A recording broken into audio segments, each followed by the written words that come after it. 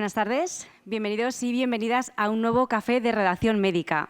Hoy tenemos con nosotros al conseller de Sanidad de la Comunidad Valenciana, Marciano Gómez. Conseller, muchas gracias por concedernos este espacio en su agenda y acudir hoy a este encuentro organizado por nuestro diario en colaboración con AVEX Excelencia Robótica, Big One y Beckman Coulter. Gracias a todos por acudir a este estudio de televisión de redacción médica y formar parte de nuestra actividad, que también engloba la organización de debates, entrevistas, premios y jornadas monográficas interhospitalarias. En este vídeo que os vamos a poner a continuación van a poder ver un pequeño resumen del trabajo que realizamos todos los días del año. Redacción Médica es el diario más leído de la prensa sanitaria profesional en España. Así lo certifican los datos obtenidos por GFK-DAM, el medidor oficial e independiente de audiencias digitales, que otorga a Redacción Médica una media de 813.000 usuarios únicos mensuales en el periodo comprendido entre junio de 2024 y mayo de 2025, y una audiencia diaria media que supera los 48.000 lectores, 10 veces más que cualquiera de sus competidores directos. Desde el Ministerio de Sanidad, desde el que se vela por la sanidad, por la salud. La gente tenga interés, inquietud. Este primer puesto se sustenta en una oferta informativa rigurosa y profesional que redoblaba su apuesta por la exclusividad con Redacción Médica Premium, un servicio de noticias diseñado por y para el profesional del sector de la salud, al que se puede acceder a través de un sencillo registro gratuito. Ya son más de 60.000 los profesionales registrados. 30.000 de ellos médicos. Yo quiero que la gente mejore en su estado de salud. Redacción Médica también reúne a los principales protagonistas del sector en citas de referencia, como la Gala de la Sanidad. Te agradezco mucho. Los premios sanitarias. Efectivamente, tiene que ver con romper esos techos de cristal. Y los encuentros globales de parlamentarios de la sanidad, directivos de la salud, farmacia hospitalaria o altos cargos de la administración. Iba a hablar un poco del presente y del futuro. Además, el plató de televisión de Redacción Médica fomenta la participación, la reflexión y el diálogo entre los profesionales de la salud, con entrevistas, debates y jornadas específicas. Unas cosas sobre el pasado, el presente y el futuro. A la sección de opinión de Redacción Médica. Redacción Médica es, en definitiva, una ventana abierta al sector sanitario, una invitación a estar informado y al análisis de la actualidad.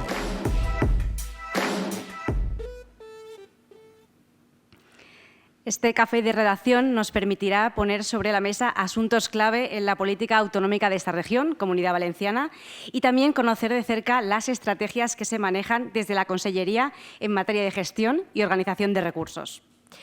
Entrevistado por Juan Manuel Fernández, que es redactor jefe de Redacción Médica, el doctor Gómez nos mostrará su visión y estrategia para actuar ante asuntos tan relevantes como la aprobación de los presupuestos, los planes de atención primaria, terapias innovadoras, el Estatuto Marco o las plazas MIR en la Comunidad Valenciana. Después habrá un turno de preguntas para que los asistentes puedan también participar y formular sus dudas al conseller. Aquellos que no nos han podido acompañar podrán seguir igualmente la cita en directo a través de Zoom y mediante las publicaciones que iremos lanzando en nuestra cuenta de Twitter, ahora llamado X, y también en Instagram. Asimismo, les animamos a compartir sus reflexiones y momentos de la cita a través del hashtag #MarcianoGómezCaféRM, y además la cita quedará recogida en las noticias que desde hoy podrán consultar en nuestro periódico. Antes de nada, vamos a proceder a inaugurar este café de redacción con las palabras de Ricardo López, director general de Sanitaria 2000, empresa editora de Redacción Médica.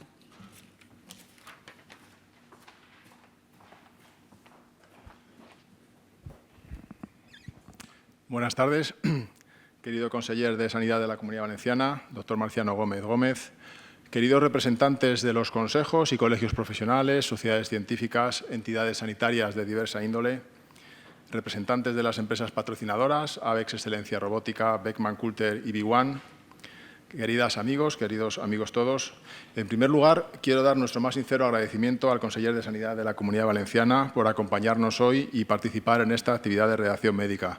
Es un placer, conseller, recibirte en nuestra sede.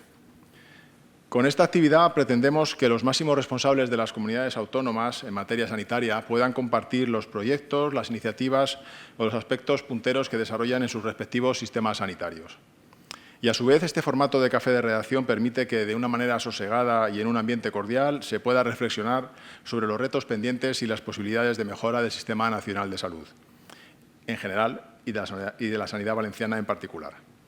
Confiamos, conseller, en que te sientas como en casa y compartas con nosotros tu visión de la sanidad en un momento político y social trascendente para todo el país. Supongo que el tiempo que llevas al frente de la sanidad valenciana está siendo especialmente intenso, acrecentado además por la terrible dana que padecisteis hace unos meses y que obligó a la Consellería, tanto a los responsables de la Administración que estáis al frente, como a todos y a cada uno de los profesionales y demás trabajadores del sector sanitario, a dar lo mejor de vosotros mismos y ofrecer una respuesta lo más rápida y completa posible a todos los afectados. Sabemos que en este tiempo al frente de la Consellería, además, ya has mostrado tu preocupación por temas tan relevantes como la falta de profesionales, la necesidad de reforzar la atención primaria o la conveniencia de ofrecer el mayor desarrollo posible a las distintas profesiones sanitarias. Una preocupación que se refleja en los presupuestos recién aprobados, que dotan a tu Consellería de 9.170 millones de euros, lo que supone un incremento de 7,8% con respecto a presupuestos previos. Se trata de la mayor dotación histórica de la Consellería de Sanidad, que priorizará la atención primaria, reforzará la atención hospitalaria y ampliará las prestaciones farmacéuticas. También quiero citar en este momento otras acciones destacables que has puesto en marcha, como la aprobación en mesa sectorial del nuevo proyecto de decreto sobre la estructura, organización y funcionamiento de la atención primaria. Asimismo, también creo que es destacable que el presupuesto de 82,5 millones de euros acordado para cubrir la asistencia sanitaria durante la época estival, con la apertura de 25 consultorios auxiliares y el refuerzo de 74 centros de atención sanitaria, con más de 8.600 contrataciones previstas. En fin, son muchas las acciones que podríamos detallar. Enhorabuena a ti y a todo tu equipo de la Consellería de Sanidad por la tarea que estáis desplegando y por la magnífica perspectiva de futuro para la sanidad de vuestra comunidad. Querido conseller, estamos con ganas de escucharte y conocer las medidas que has puesto en marcha en este tiempo de legislatura y los ilusionantes y ambiciosos proyectos que os mueven. Tu relato tendrá reflejo en las informaciones que publiquemos en Redacción Médica, como decía mi compañera Clara, y, por tanto, además de los aquí presentes, en unos minutos miles de lectores podrán seguir tus palabras gracias a los magníficos datos de audiencia de nuestro periódico, como acabamos de ver en el vídeo. Voy terminando. Muchas gracias, como decía, a las empresas patrocinadoras de este café, Avex Excelencia Robótica, Beckman Coulter y B1. Muchas gracias a quienes nos acompañáis esta tarde para escuchar al conseller de Sanidad. Y, sobre todo, muchísimas gracias a ti, conseller, por haber aceptado compartir tu tiempo con Redacción Médica. Además, quiero agradecerte que hayas aceptado tu participación en este evento en un formato de entrevista, lo que implica someterte, entre comillas, a las preguntas que te trasladaremos, aunque estoy seguro de que no tendrás dificultad en salir airoso de los distintos temas que te plantearemos.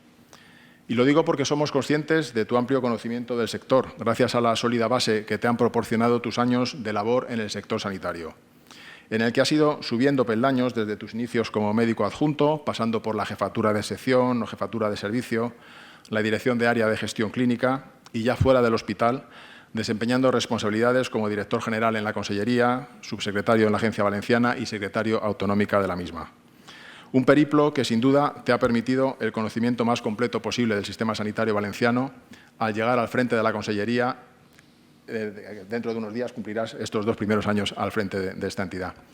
No quiero tampoco olvidarme de tu interés en completar tu formación mediante la realización de másteres en direcciones de centros sanitarios de gestión para la humanización o hospitalización domiciliaria, o tu contribución decisiva en la elaboración de leyes que pusieron las bases de la sanidad autonómica valenciana hace algo más de 20 años, como la de derechos e información del paciente o la de ordenación sanitaria de la región. Estamos deseando escucharte, conseller. Muchas gracias a todos.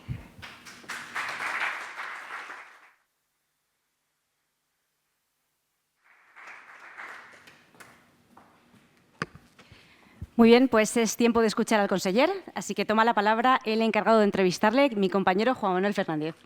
Muchas gracias, Clara. Bienvenidos a todos los aquí presentes, también a la gente que nos está siguiendo a través del canal de Zoom de Redacción Médica. Conseller, bienvenido a esta entrevista con Redacción Médica. Como decía Ricardo, vamos a tocar muchos temas de actualidad. De hecho, estamos celebrando esta entrevista a unas horas del que igual es el último Consejo Interterritorial antes de que nos vayamos todos de vacaciones de verano. Veremos si es así o no.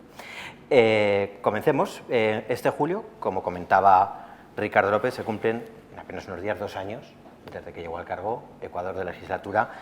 ¿Qué valoración hace de las políticas que han podido llevar hasta el momento a cabo y considera que ha cumplido sus expectativas en este periodo? Las valoraciones de un cargo público político con vocación de servicio jamás las debe hacer él mismo. Debe hacerlas la propia ciudadanía, debe hacerlo los pacientes, debe hacerlo los trabajadores, debe hacerlo todo el entorno. Si a mí me pregunta, cuando empezaste pensabas que en estos 2 años ibas a llegar a esto, yo soy por definición un inconformista. Y no, pensaba que íbamos a tener más. Y pensaba que quería más. Lo que pasa es que me he encontrado, lamentablemente, y pequé de pardillo, me he encontrado otra vez y pequé de pardillo, porque hace 20 o 25 años ya estuve en la administración pública, con la extraordinaria lentitud de la propia administración. Esa mole que se mueve muy, muy lentamente, de una forma, con una inercia que no sabes muy bien a dónde te va a llevar, pero que tienes que estar constantemente estimulándola. No es menos cierto que sí que he tenido la oportunidad de poder ejecutar todo aquello que me he ido planteando. No es menos cierto que el día que tomé posesión dije que yo venía aquí a innovar, que yo no venía a hacer más de lo mismo. Me niego a ser cómplice de lo anterior, me niego a ser prisionero del pasado y quiero ser pionero del futuro, ¿no? Entonces, pues, cambios en el marco normativo, cambios en el marco de la demarcación geográfica, del mapa sanitario, proyectos de infraestructuras importantísimos como el que presenté el viernes pasado, la realidad que ya es hoy la historia clínica única electrónica que sacamos a licitación el último viernes, creo recordar, de mayo, la implantación de nuevas tecnologías y sobre todo el hecho de ir avanzando en una preocupación que a mí siempre me ha inquietado, que es el bienestar de los profesionales, pero que se sientan valorados. Aquí una pregunta, por supuesto, que tiene que ver con el día a día de los profesionales. Hablábamos del Consejo Interterritorial, que tienen mañana, que les han citado mañana por la mañana. En el último Consejo Interterritorial criticó el reparto de fondos en atención primaria y salud mental. Y comentaba que no tuvo en cuenta el impacto que tuvo la DANA, el impacto brutal que tuvo la DANA en aquel momento en la población valenciana. ¿Qué reacción espera usted del Ministerio de Sanidad en ese ámbito y cómo están solucionando esa carencia de fondos extra que ustedes esperaban quizá del Gobierno central? Mire, lamentablemente tenemos la peor financiación de toda España. Lamentablemente, por decisiones, desde mi punto de vista, inexplicables, llevamos 2 años sin presupuestos generales del Estado, lo que nos supone un retraso en los ingresos a cuenta mensuales que tenemos que tener. Lamentablemente, sin ningún tipo de justificación, al menos que yo la sepa, estamos ante la ausencia de pago del FLA extraordinario, de alrededor de 3.000 millones de euros. FLA extraordinario que lo que viene es a compensar el déficit de la baja financiación y FLA extraordinaria que se utiliza para pagar a proveedores y que llevamos 13 años consecutivos pagándolo en el mes de julio. Este año no lo tenemos. Lamentablemente y terriblemente, por la tragedia que supuso, padecimos una DANA el 29 de octubre, donde escuchamos algo que no nos gustó escuchar. Si quieren algo, que lo pidan. Y nosotros hemos tenido que resolver, y hablo del ámbito de la sanidad, porque no quiero centrarme en toda la Generalitat, a pulmón, sin que nadie nos dé nada, 57 centros de salud, 3 hospitales, 2.000 pacientes vistos de salud mental por los efectos psicológicos que esto ha producido. Y al final te encuentras con una sensación agridulce, la sensación del deber cumplido, la sensación que estás trabajando por y para tu gente, la sensación que ante las dificultades y ante las adversidades intentas vencerlo, la sensación de verdad de que, aunque haya descontento, ¿cómo no lo va a haber con la tragedia que hubo? Pues siempre tienes una mano que te dice, oye, hacia adelante. Y después la sensación agria de por qué somos incapaces de ser igual que el resto de los españoles. Porque cuando hablan de financiación no se habla de dinero, se habla de sanidad, se habla de educación, se habla de bienestar social, se habla de justicia.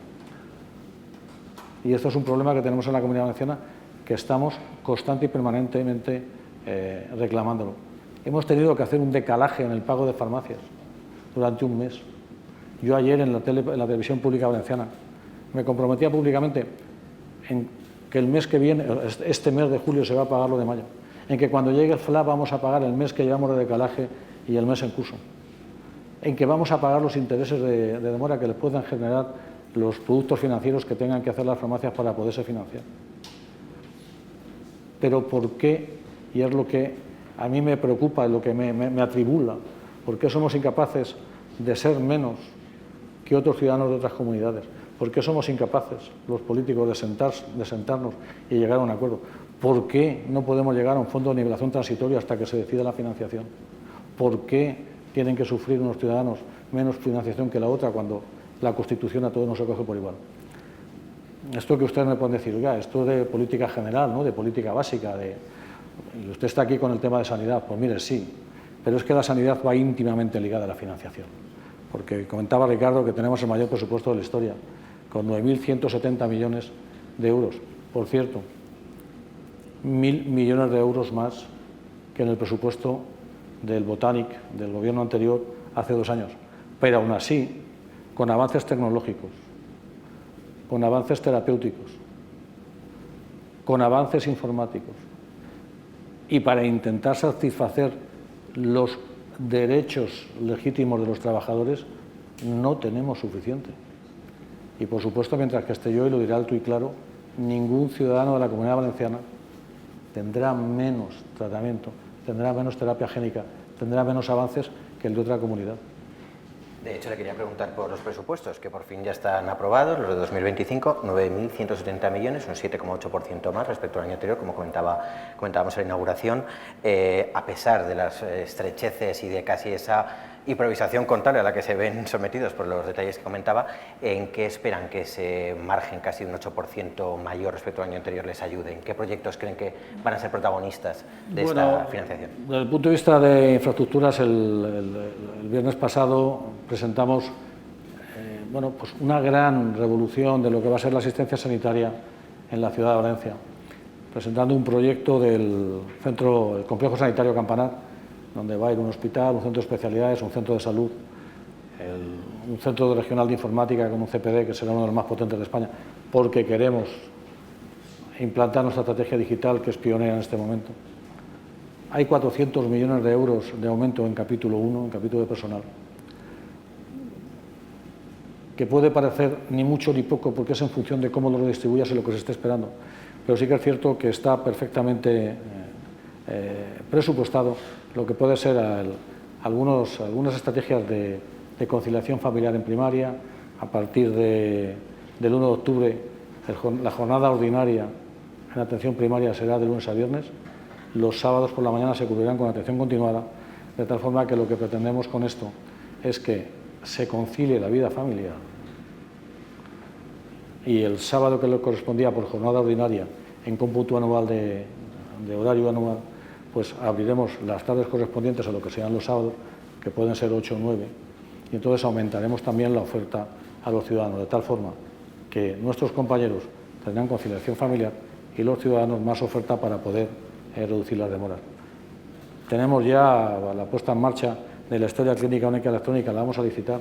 Parece mentira que en el año 2025 todavía tuviéramos que estar pidiendo analíticas cuando resulta que se lo habían hecho en el hospital de al lado. Pues mire, la Comunidad Valenciana era así. Pues esto es una realidad con 85 millones de euros. En síntesis, lo que estamos es avanzando, pero siempre a mí, como médico, y en este momento como responsable de la Sanidad Pública Valenciana, siempre me parece que hacemos poco. Y como médico, le quería preguntar también sobre el decreto de atención primaria, que afectará a las jefaturas, que remodela las áreas de la sanidad valenciana. ¿Cómo creen que pueden llegar a convencer de este decreto a todos los profesionales de este área asistencial, al menos? ¿Plantean modificaciones? ¿Cómo plantean esta cuestión? Nuestra intención siempre es intentar llegar a acuerdos con los representantes sindicales. Nuestra intención es siempre dialogar, pero al final el diálogo no es el acuerdo, y disentir no es mentir. Disentir simplemente no es tener acuerdo. Yo intento llegar a los máximos acuerdos posibles. Algunos de ellos, pues me viene a la cabeza ahora la contratación de los grupos específicos por especialidades de A1 y A2, de médico y enfermería, y llegamos a un acuerdo bastante amplio, ¿no? Con 3 votos que sí, creo recordar algo de memoria, alguna abstención. En este solamente nos ha votado uno que sí, pero sí que tengo claro que una cosa es lo que se hace en la mesa sectorial y otra cosa es lo que se hace por detrás con negociaciones que hemos estado realizando y hemos recogido alegaciones de muchísima gente. Mire, yo creo que es imprescindible en la sanidad pública española y al menos en la valenciana el control. Yo creo que es imprescindible en la sanidad pública española y al menos en la valenciana la jerarquización. Yo creo que es imprescindible la corresponsabilidad porque todos somos administración y todos somos responsables. Cuando yo oigo a veces comentarios, no es que la culpa la tiene Consellería, y la oigo de algún compañero mío, no ahora, que estoy en la Consellería, físicamente, antes que estaba en el hospital, le decía, pero ¿tú qué eres? Consellería, eres parte del sistema. Y entonces, yo lo que quiero es que cada uno se responsabilice en el ámbito que le corresponda. Bien es cierto que teniendo detrás lo que es el marco normativo, bien es cierto que diferenciando en función de la responsabilidad los distintos salarios. Y siempre con el principio de igualdad, mérito y capacidad. De ahí la jerarquización de la atención primaria, donde es absolutamente innovador el hecho de que haya jefes de servicio, pero jefes de servicio en atención primaria que ocuparán las plazas con el mismo método que los de atención hospitalaria, y que haya jefes de sección con igualdad, mérito y capacidad y libertad de poderte presentar. De tal forma que es que yo pudiera estar ahí y no estoy porque estás tú, pues haberte presentado, haberme ganado y haberlo hecho.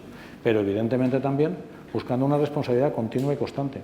De tal forma que también el concepto de que es que yo tengo la plaza en propiedad, dando esa sensación de que ya lo he conseguido y tengo que estabilizarme y no trabajar día a día para que esto mejore, pues más allá de las evaluaciones de cada 4 años, pues también las hemos cambiado para que haya un compromiso constante con la organización, con sus compañeros, para intentar mejorar el estado de salud. Y en estas estamos, pero estamos porque entendemos que si no es con el compromiso, con la comunión, con el resto de nuestros compañeros, por mucho marco normativo que tú hagas, si después no se cumple, siempre te quedes igual. Y lo que queremos es implicar, complicar, comprometer a los compañeros que están en la asistencia sanitaria diaria. Piensa usted una cosa, nosotros tenemos 75.000 trabajadores. La imagen que tiene la sanidad pública de cada uno de nosotros es del al trabajador que la ve. Tú puedes tener historia clínica o electrónica, Da Vinci, puedes tener la mejor tecnología, la mejor terapia génica, pero si después vas a un mostrador y te tratan mal, la sensación es el trato de esa persona. Si vas a una consulta externa y te tratan mal, la sensación es el trato de esta persona. Entonces, lo que nosotros intentamos es comprometer a todos en que todos se crean parte y el todo a la vez de la propia sanidad. Uno de los temas que también los afecta mucho al día a día de los profesionales, comentábamos antes, es la jornada de 35 horas, complicada porque estamos en un contexto de déficit de profesionales, sobre todo médicos de determinadas especialidades o médicos en determinadas zonas, las llamadas zonas de difícil cobertura. Usted ha manifestado lo complicado que es establecer ahora mismo en la sanidad una jornada de 35 horas. ¿Qué planes tienen para ello? ¿Tienen alguna fecha fijada en el calendario? ¿Es mucho más complicado todavía? Mire, esto es una de las cosas que más me reprochan, si no la que más. Y lo acepto con perfecta deportividad en las fuerzas sociales del sindicato. Es cierto que cuando yo llegué había un mal llamado decreto de 35 horas, porque realmente lo que era un decreto de reducción de jornada de 11 jornadas anuales, de tal forma que se trabajaba de lunes a sábado, pero había 11 días de libre disposición. Con lo cual, el objetivo de una jornada de 35 horas, que es la conciliación de la vida familiar, no se cumplía, porque tenías 11 días de libre disposición más, pero no se tenía. Amén de esto fue uno de estos acuerdos que se llegaron a final de legislatura por el gobierno anterior, sin ningún tipo de respaldo presupuestario, y por supuesto, cualquier tipo de acuerdo que firmas sin respaldo presupuestario es nulo de pleno derecho. Y yo me comprometí a que llegaríamos a un acuerdo real de 35 horas, que es una cosa parecida que lo que vamos a hacer el día 1 de octubre en primaria, aunque realmente es jornada ordinaria, después la tendrán que compensar por la tarde que les corresponda, ¿no? Y dije que lo iba a hacer y lo reconozco, es decir, la hemeroteca está ahí, yo jamás me voy a engañar a mí mismo, no voy a hacer trampas al solitario. Dije que lo haría el 1 de enero del 2025. Posteriormente te das cuenta de de la propia realidad de que no lo puedes hacer, pero hay otra cosa más importante. En la mesa general, que es la mesa general de toda la Administración Pública Valenciana, se llega a un acuerdo de que se conseguirá de una forma global para toda la comunidad. Y claro, yo lo que hago es, no puede ser de otra forma, mesa general son ellos y yo soy mesa sectorial, dependo de ellos, subsumirme a lo que ellos dicen. A mí me parece que lo que no se puede hacer es demagogia, lo que no se puede hacer es engañar a la ciudadanía. En este momento, en la Comunidad Valenciana, y yo creo que en muchas otras, bajo criterios reales de poder satisfacer las necesidades de la población, bajo criterios reales de tomar medidas, que todas las medidas que tomamos las hacemos con el espíritu de mejorar los indicadores de salud. Bueno, pues bajo criterios reales de esto, no se puede, nosotros no la podemos tomar, porque tenemos un déficit de personal sanitario extraordinario. De hecho, hemos tenido que tomar algunas otras medidas para cubrir la jornada ordinaria. Yo creo que se debe llegar ahí, no me cabe la menor duda, pero cuando se den las circunstancias, cuando se dé la coyuntura y cuando todos los actores, profesionales, pacientes, los más importantes, y Administración Sanitaria, con marco normativo, con financiación, etcétera, se conjugan los satélites para que se pueda dar. Precisamente cita la financiación, y hemos ya tratado este tema al principio, sobre la infrafinanciación, ya casi se puede decir histórica, de la Comunidad Valenciana para sus servicios públicos, sobre todo temas como tan relevantes en presupuesto como la sanidad. Es verdad que ese nuevo modelo de financiación autonómico que se habló, nada hemos sabido, al menos en Redacción Médica. No sé si usted nos puede dar alguna exclusiva en esta entrevista. No le puedo dar nada. ¿Hasta qué punto cree que puede condicionar el futuro de la sanidad, no solamente en cuestiones de derechos laborales, como puede ser el tema de la jornada de 35 horas, conciliación, etcétera, sino también el tema de los pacientes, lo que se dirima de esta cuestión del nuevo modelo de financiación y el consenso que se esperaba tener en el Consejo de Política Fiscal? Pues mire, yo creo que es imperioso arreglarlo. Yo creo que es imperioso arreglarlo porque es un principio de inequidad. Y la inequidad es algo básico en la sanidad pública española. Pero es un principio de inequidad no solamente para la sanidad, es un principio de inequidad globalmente comparado con otras comunidades, como decía anteriormente, sanidad, educación, justicia. Y al final, servicios sociales, dependencia, etcétera. Al final la ciudadanía se rebela. Porque se tienen que llegar a acuerdos por parte de todos para intentar, en la medida de lo posible, hacerlo más justo. Yo entiendo que habrá comunidades autónomas que quieran ir por cápita. Yo entiendo que habrá comunidades autónomas que quieran ir por dispersión. Yo entiendo que habrá comunidades autónomas que quieran ir por edad. Yo todo esto lo entiendo. Pero lo que también entiendo es que cuando nos sentamos personas que tenemos en nuestras manos la capacidad de mejorar la calidad de vida de los ciudadanos, tenemos la obligación de ponernos de acuerdo. Y que en la coyuntura política actual es muy difícil. Ha tocado usted antes de soslayo el Consejo Interterritorial que tuvimos el día 16 de julio, creo recordar, para el reparto de atención primaria. Correcto. Oiga, yo no estaba de acuerdo en el reparto, porque con el reparto que se había hecho perdía $500.000 de euros. Claro, con 9.170 millones de euros, $500.000 de euros, oiga, yo lucho por un euro. Para nosotros es importantísimo, nosotros no podemos derrochar, nosotros no podemos dilapidar, nosotros tenemos que tomar decisiones. ¿Usted cree que a mí me ha gustado tomar una decisión como la de tener un decalaje de un mes el pago de farmacia? Entonces, mi obligación es luchar, porque yo no lucho por y para mí, ni para el gobierno en el que estoy. Yo lucho para los ciudadanos, yo lucho por los ciudadanos. Y todos en nuestras instituciones, en nuestros estamentos tendríamos que hacer lo mismo. Pero lamentablemente estamos ante una situación política volátil, inaudita, desde el punto de vista del Consejo Interterritorial. Tenemos una ministra que no tiene ningún consejero de su partido político. Tenemos un gobierno que está gobernando con 13 consejeros de la oposición a nivel nacional. Sin embargo, nosotros somos los que manejamos el poder territorial.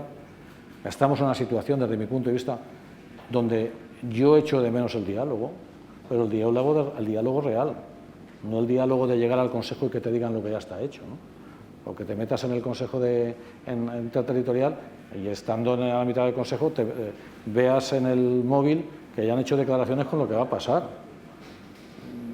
Yo en la otra etapa que estuve, esto jamás se dialogaba, se comentaba, se decía. Entiendo que al final caerá la flota madura y volverá a la sensatez, y volverá a la normalidad. ¿Y confía ver usted en los próximos años un nuevo acuerdo de financiación autonómica? Yo estoy convencido que sí, si es que tiene que pasar, tiene que hacerse. Porque si no habrá comunidades que nos endeudemos extraordinariamente. Estoy pensando ahora en nosotros, pero estoy pensando en Murcia. Estoy pensando en Castilla-La Mancha. Estoy pensando en Andalucía. Pues es que se tendrán que levantar. Andalucía. Lo que no puede ser, y perdóneme que lo diga, es que estemos hablando de financiación singular para una región de España y estén otros que no reciban el FLA. No lo sé. Y hablando de financiación, el martes publicamos en Redacción Médica en primicia el nuevo plan de terapias avanzadas 2025-2028, que de hecho va mañana al Consejo Interterritorial de Salud. Estamos en un contexto de llegada creciente de innovaciones. Las CAR-T, poco menos que ya aparece en el pasado, y hace unos años era la última innovación. Hay un debate abierto de terapias génicas, terapias dirigidas, el tema de acceso temprano a fármacos. ¿Cómo se aborda desde la Consellería con esta cuestión de financiación, con todo el impacto de innovaciones, afortunadas innovaciones que van llegando su incorporación al sistema público? Nosotros tenemos un doble reto. Ese es un poco el plus de dificultad que tenemos en la Comunidad Autónoma Valenciana y en la murciana también. Me imagino que todos dirán que tienen este problema, pero los que tenemos peor financiación, y en la castellano-manchega, ¿no? Tenemos el doble reto de intentar hacer lo que hacen los demás con menos dinero. Pero lo he dicho anteriormente. Mientras que esté yo, ningún ciudadano valenciano va a ser menos en cuanto a diagnóstico o tratamiento que el resto. Nosotros en la apuesta por las terapias avanzadas, la terapia génica, la medicina de precisión, la medicina personalizada, la tuvimos desde el primer momento. De hecho, creamos una oficina, la Oficina de Terapias Avanzadas, Medicina Personalizada y Predictiva, que es una oficina transversal. Es una oficina transversal, es una oficina donde no queríamos encorsetarla en un aspecto vertical, porque este tipo de terapias son multidisciplinares, juegan muchísimos factores, juega la investigación, juega la financiación, juega el alto nivel de complejidad. Y estamos funcionando y estamos en un empeño de ir avanzando. El otro día conseguimos la acreditación del Ministerio de la CAR-T pediátrica. ¿Por qué tiene que ir? Tenemos un hospital como tenemos en la FE. Tenía que ir un niño para la leucemia linfoblástica aguda a hacer la CAR-T cuando el tratamiento convencional había fallado a Barcelona o a Madrid. Pues cualquier tipo de avance, nuestra comunidad quiere ser pionera y este es uno de mis objetivos. No solamente mejorar la sanidad, sino mejorar globalmente el tejido productivo, el tejido investigador, el tejido docente, el tejido empresarial. Somos una comunidad, aparte de hospitalaria, y ahora lo sufro en los veranos porque nos llegan millones de pacientes y tenemos que atenderlos, pero también somos una comunidad muy dinámica, que somos capaces de levantarnos, que somos capaces, después de tragedias como la que pasó el 29 de octubre, de estar ahí en pie con nuestras discrepancias, pero todos a una para que aquello mejore. Y en este sentido yo estoy por y para esa labor. Y ya en mi situación vital, con lo que ya he hecho y con el compromiso que adquirí con el presidente de la Generalitat, lo que estoy es por y para eso. Me niego, no sé si está bien dicho, a innovar, me niego a hacer más de lo mismo, lo he dicho antes, me niego a buscar lo fácil, me niego a mirar hacia otro lado cuando tengo que asumir una responsabilidad. Hace 3 meses tomé la decisión de cerrar un hospital. ¿Usted cree que a mí me gustó? Pues no. Pero cuando había informes del año 2017 diciendo que había fallos estructurales evidentes, cuando en el mes de marzo, después de haber sacado ya un concurso de rehabilitación del mismo en 2 fases, me llega un informe diciendo que la responsabilidad sobre la edificación es de la propia propiedad, es decir, lo que te están diciendo es, si eres responsable, ciérralo, pues tuvo que tomar esa decisión. Y yo he venido aquí a esto, no a mirar hacia otro lado, no a ver si pasa el tiempo, me voy yo y viene otro y que responda aquel. Entonces, en todas las estrategias innovadoras, todas las estrategias que yo crea que mejoran la sanidad pública valenciana y en síntesis la sociedad valenciana, las voy a adoptar. De hecho, citaba la autorización en la FE para tratar a pacientes pediátricos con CAR-T y dice que, bueno, que eso es un hito, pero que debe ser el primero de otros muchos. ¿Qué planificación tiene usted como conseller para la sanidad valenciana respecto a terapias innovadoras, ese proyecto que dice de ampliarlas? ¿Cómo cree que se debe hacer? Porque siempre se ha dicho también que en cierto modo el tener determinados tratamientos localizados en puntos expertos y que haya colaboración entre comunidades será más eficiente en el gasto que dar esos tratamientos en todas las comunidades autónomas. Respecto a esta cuestión, ¿cómo lo valora y sobre todo respecto a ese proyecto de ampliación de otras terapias innovadoras en la Comunidad Valenciana? Mire, me dio a contestar usted lo que le iba a decir. Las estrategias de gestión de alto nivel de complejidad, el abordaje de patología de alto nivel de complejidad, de terapias de alto nivel de complejidad con mucha dificultad, necesitan, desde mi punto de vista, tres cosas. Una es talento, que se puede tener, que se tiene de hecho. Dos es tecnología, que se puede tener, que se tiene. Pero tres es volumen de pacientes para poder tener el suficiente expertise, para tener la suficiente práctica para generar calidad. Y en esto hay que ser valiente. Y tenemos una distribución con 17 comunidades autónomas, donde la sensación que puede haber es que todas y cada una de ellas puedan o quieran tener todas las estrategias de futuro, todas las estrategias de mayor complejidad. Yo no me voy a meter con otras comunidades autónomas, pero sí que me voy a meter con la mía. Nosotros estamos planificando en base a estos tres principios que le he dicho, porque es la única forma de que cumplamos nuestro objetivo. Y nuestro objetivo es aumentar los indicadores de salud. Y a veces la cercanía está reñida con la calidad. A veces, mire, otra decisión, y me viene a la cabeza otra decisión que tomamos fue cerrar un servicio de cirugía cardiovascular en un hospital, de cirugía cardíaca de Alcira. Nadie se imaginaba esto. O sea, nadie, ¿cómo se va a cerrar? Pues mire, se cierra porque los indicadores de calidad, y que cada uno ahora piense lo que quiera, no lo voy a decir yo aquí, pues serán peor que la media. Y hay que ser valiente, porque cuando uno habla de principios de equidad, habla de principios de equidad no solamente en el acceso, sino en los indicadores de calidad, entre los que se incluye, como ustedes sabrán muy bien, la mortalidad. Y entonces tienes que buscar talento, recursos materiales y suficiente masa de pacientes para poder dar unos buenos indicadores de calidad. Pues eso, en la cirugía cardíaca, en la terapia génica, nosotros estamos funcionando así. Ahora, la terapia génica la vamos a focalizar específicamente en la FE, pero después vamos a empezar a funcionar, porque funcionamos en red, también con nuestros institutos de investigación, con el INCLIVA, el Instituto de la FE, el ISABIAL y FISABIO.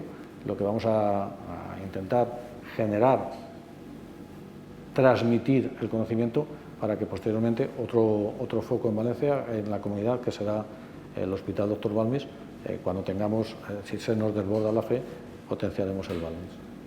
Hablaba usted de la importancia del talento y de cuidar ese talento. En el inicio de su mandato, usted ya anunció la intención de priorizar los concursos de méritos, o sea, no dejar las OPE en una cuestión de un examen, sino que el mérito tuviera un verdadero peso.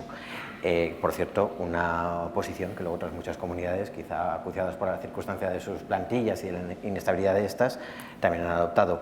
¿Qué beneficios y riesgos han observado que plantea esta priorización del mérito? Y si entienden a los profesionales quizá que se incorporan al inicio al sistema sanitario, tras acabar su formación, y que no vean quizá muy justo que el mérito se priorice tanto sobre quizá un examen de oposición al uso. Bueno, nosotros efectivamente para cubrir y abordar las plazas de difícil, las zonas de difícil cobertura, lo que acudimos fue a esta estrategia. El año antes de llegar yo, el conseller Mínguez, amigo mío, lo digo, la gente que me conoce lo digo muchas veces, pues tomó una decisión que quizás yo lo hubiera tomado también, que era la incentivación económica sin más. Al año yo ya llegué con una prueba hecha, ¿no? Y no, el tema no va de dinero. El tema no va de dinero y las pruebas las hemos visto ahora.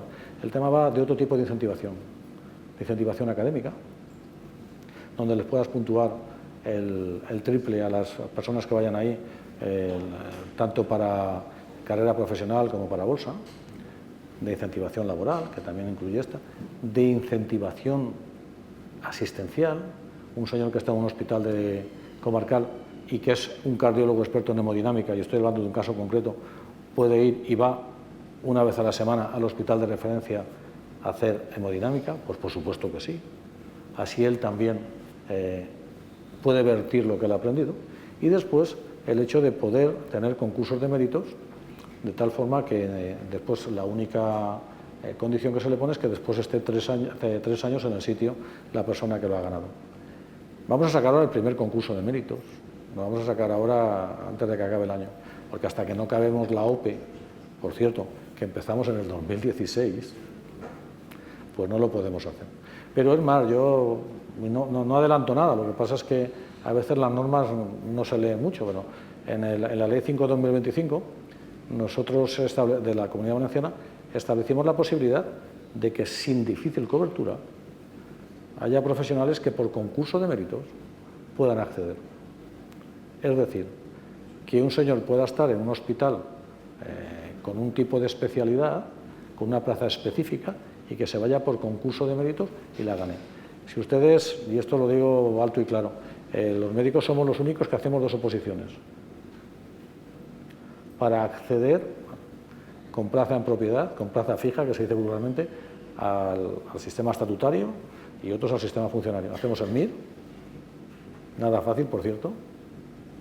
Cuando yo lo hice, aprobaban 1.500.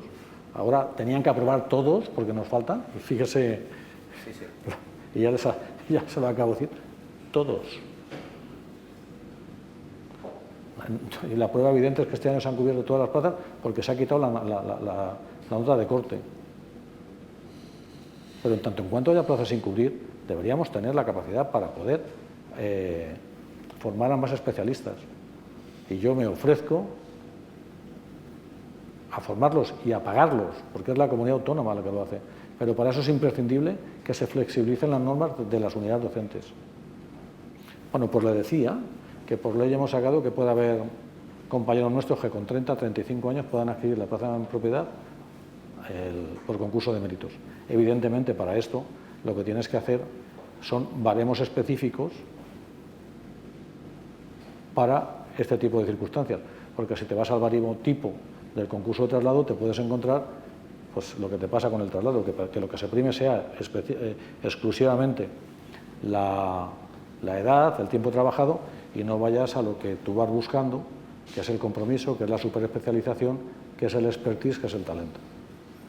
Hablaba del fin de la nota de corte en el MIR, que este año han aprobado todos, por decirlo de alguna manera, todo el mundo ha tenido plaza, y de hecho este año parece que hemos tenido el primer hito, habrá que ver luego las renuncias, que parece que no son tan positivos los datos luego a posteriori, pero de que se habían ocupado todas las plazas del MIR de familia, que es una de las especialidades que más necesita el sistema y que más le cuesta atraer a nuevos médicos. ¿Cómo cree que las comunidades pueden hacer más atractivo a ese médico que todavía no empezó ni la especialidad para que opte por esta especialidad de familia que tanta falta hace? Mire, yo soy médico de familia y estoy muy orgulloso de ser médico de familia. Tengo una hija que es R4 de familia. Ella es más vocacional que yo, seguramente. Y lo que tenemos que hacer no solamente es el hecho de decir y no cumplir cómo lo hacemos atractivo. Lo que tenemos que hacer es un abordaje multifactorial. Y abordaje multifactorial, cuando ellos llegan, hay que hacer atractivo de que cojan esta especialidad. Y para eso a mí me parece imprescindible, que ya se está haciendo, pero el hecho de que la medicina familiar y comunitaria acabe siendo una GIA, que digo yo, cirugía, patología, otorrinolaringología, en las universidades, que ya se está haciendo.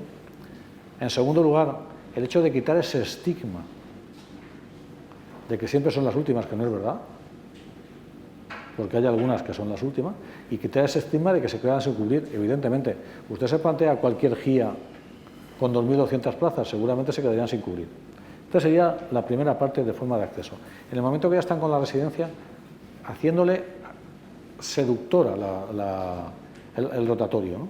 Y haciéndolo seductora no en el sentido solamente asistencial, sino en el sentido de la medicina comunitaria, que es importantísimo y que yo creo que esto no se hace, en el sentido de evitar que los pacientes con hábitos saludables, con condiciones de vida, enfermen, en el hecho de estar integrado dentro de lo que es la propia sociedad. Pues esto también es imprescindible que se haga más allá solamente de la asistencia, que es lo que todos pensamos que se debe hacer.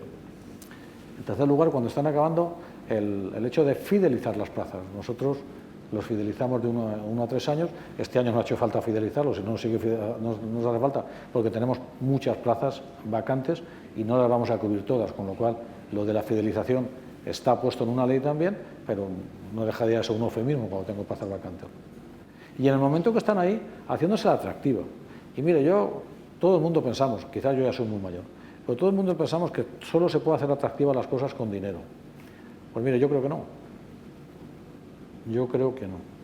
Y yo creo que se puede hacer atractivas con muchas más cosas que a veces es más importante que el dinero, que es la satisfacción de poder vertir, de poder abocar al ciudadano lo que tú sabes. Es la sensación de que tú puedas hacer técnicas que antes eran inimaginables porque se hacían en el hospital. Es la sensación de que a ti te den valor. Es la sensación de que tú puedas estar de tú a tú con un jefe de sección, un jefe de servicio, porque tú ya lo eres. Es la sensación de que te puedan resolver, antes de que te resuelvan, resolver tú los propios pacientes. Es la sensación de que descuelgues el teléfono y le digas a tu compañero del hospital, mira, yo ya he hecho esto y esto y esto y te lo mando a ti porque lo otro no lo puedo hacer yo. Y a mí esto me parece que es reconfortante. Y le voy a decir por qué. Porque yo durante 11 años he estado siendo el encargado de abrir lo que se llama en Valencia el buzón SIA, que no deja de ser otra cosa que las propuestas de las interconsultas de atención primaria de medicina interna. Y le puedo decir que cuando yo denegaba a un paciente, yo hablaba por teléfono con los compañeros. Por eso casi todos los compañeros de donde ahora ha pasado la Dana, que es la zona de la fe, los conozco. Y muchísimas veces, ellos tenían encaminado al paciente. Y yo les decía, tú y yo somos lo mismo, pero yo con más tiempo. Entonces, todo esto tenemos que intentar resolverlo. Mire, una cosa que le puede parecer baladí, pero desde que llevamos 4 o 5 meses con inteligencia artificial en radiología de tórax y en radiología musculoesquelética. Y yo me muevo mucho, no quiero estar en el despacho. Y cuando voy a los centros de salud y cuando voy a las puertas de urgencias, la tranquilidad que da el hecho de que tú veas una radiografía y que te digan inmediatamente que no tiene nada. Y cuando tiene, automáticamente la mandas al radiólogo. Porque tú sí que sabes que no tiene nada. Pero estamos con esa hiperresponsabilidad, esa medicina defensiva. Pues bueno, el poderlo hacer. Otra cosa el hecho de que las agendas estén perfectamente explicitadas y que los médicos de familia se dediquen a lo que saben hacer, que es hacer medicina. Un médico de familia no está para hacer labores administrativas. Un médico de familia no está para ver temas de bajo nivel de complejidad. Pero es que en los centros de salud tenemos personal administrativo, tenemos personal de enfermería y tenemos médicos de familia. ¿Usted se imagina entrar a un hospital y por cualquier cosa a un hospital decir que me vea el médico? Yo no. Van al SAI, van a la UZCA, van a los celadores. Si quiere vamos a cualquier centro de salud y el que entra por la puerta, ¿a quién va? Al médico. Pues esto hay que quitarlo. Esto va a ser una labor de tiempo, porque todo el mundo lo dice y a ver quién lo hace. Pues mire, en el decreto de organización y funcionamiento de la atención primaria hemos puesto las funciones de todos y cada uno de ellos. Estamos por la labor de que se use tecnología digitalizada, retinografías, ecógrafos. Yo creo que todo esto va a satisfacer, si evidentemente, además, tienes la capacidad y tienes la financiación de poder endulzarlo económicamente, pues mejor que mejor. Pero primero hay que pensar en otras cosas.